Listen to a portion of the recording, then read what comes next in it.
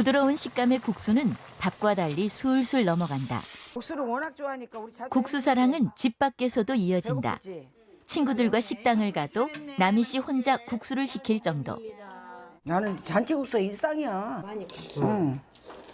꿈꾸 싶어도 안 돼. 입맛이 없다가도 국수만 보면 식욕이 돋는다. 나 먹으러 앞으로 갔는 거야? 응. 자긴 다 들어고? 응. 맛있어, 맛있어. 맛있어.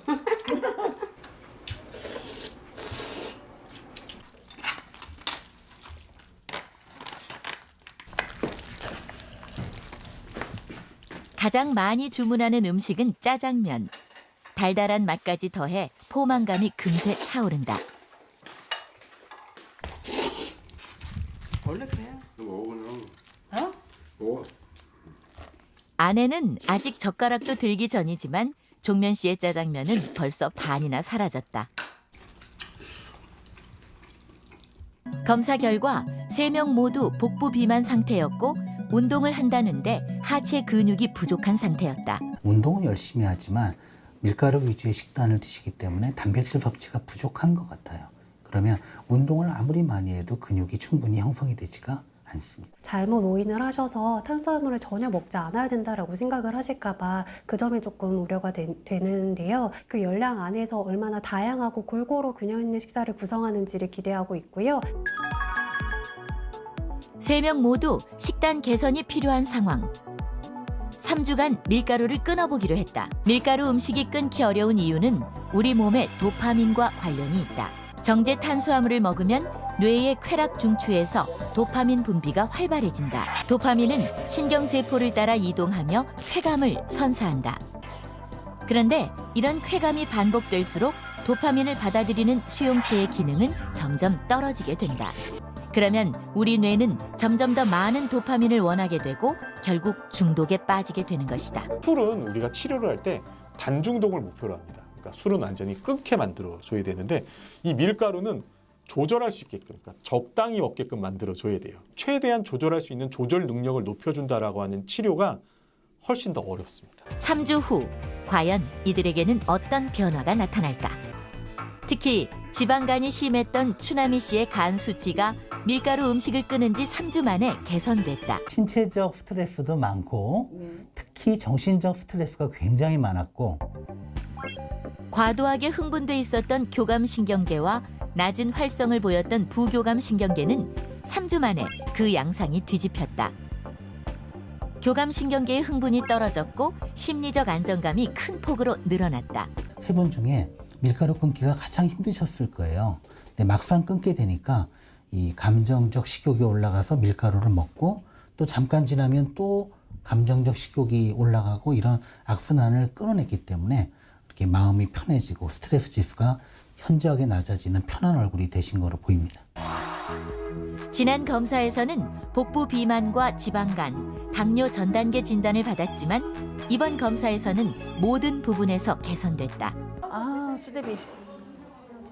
적당히 밴 짠맛에 쫄깃쫄깃 씹히는 식감. 밥보다 밀가루 음식이 맛있는 건 어쩔 수 없다. 음식을 섭취한 뒤에 혈당이 오르는 속도를 혈당 지수라고 하는데 밀가루 음식은 대부분 70 이상의 고혈당 지수 식품에 해당된다. 먼저 현미밥처럼 식이섬유가 많은 거친 통곡물의 경우 탄수화물의 결합 구조가 소화 효소에 의해 쉽게 분해되지 않는다. 혈당을 완만하게 올리고 인슐린 분비도 안정적으로 유지된다. 반면 밀가루는 식이섬유가 적은 정제 탄수화물로 아주 쉽게 분해돼 우리 몸은 이를 스펀지처럼 빠르게 흡수한다. 이로 인해 혈당은 급격하게 오르는데 이 혈당을 낮추기 위해 인슐린이 과다하게 분비되는 것이다. 빵 사이에 채소와 고기 등을 채운 햄버거. 먼저 채소를 먹고 빵을 마지막에 먹었다. 그 다음 같은 시간에 공복 상태에서 이번엔 빵을 먼저 먹고 채소를 마지막에 먹었다. 채소부터 먹었을 때와 달리 빵부터 먹었을 때는 소화 흡수가 빵부터 일어나기 때문에 식후에도 고혈당이 오래 지속되는 것을 관찰할 수 있다. 채소가 일종의 완충작용을 해주는 거예요. 그러니까 탄수화물을 먹다 하더라도 탄수화물의 효과를 채소가 갖고 있는 식품 섬유가 그러니까 브레이크를 걸어주는 거죠. 밀가루 음식은 밥에 비해 씹는 시간이 적고 먹는 시간도 짧은 편. 이런 습관은 건강에도 큰 영향을 미친다. 3분 만에 먹었을 때는 혈당이 186까지 급격하게 올랐다. 반면 보다 천천히 먹었을 때는 고혈당에 노출되는 상황이 더 줄어들었다. 위가 비면 위벽에서는 식욕 촉진 호르몬 그렐린이 분비된다. 그렐린은 뇌를 자극해 음식을 섭취하고 포만감을 느끼게 한다. 반면 지방세포는 렙틴이라는 호르몬을 분비하는데 렙틴은 포만 중추를 자극해 음식을 그만 먹도록 명령한다.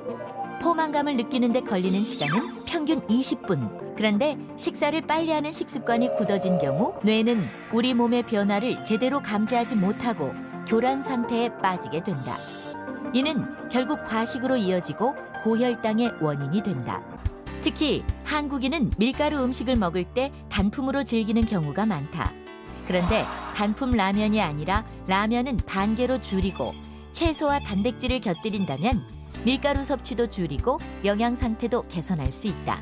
밀가루를 먹는다면 국수를 먹을 때도 면량을 줄이고 채소랑 고기 생선이 많이 들어간 마치 우리가 밥에 반찬을 해서 먹는 것처럼 영양 균형을 맞추는 국수라면은 건강에 불편한 점이 좀 적을 거다. 밀가루를 줄이거나 건강하게 밀가루 음식을 먹는 식생활 변화를 하게 되면 건강 수명을 늘릴 수가 있습니다.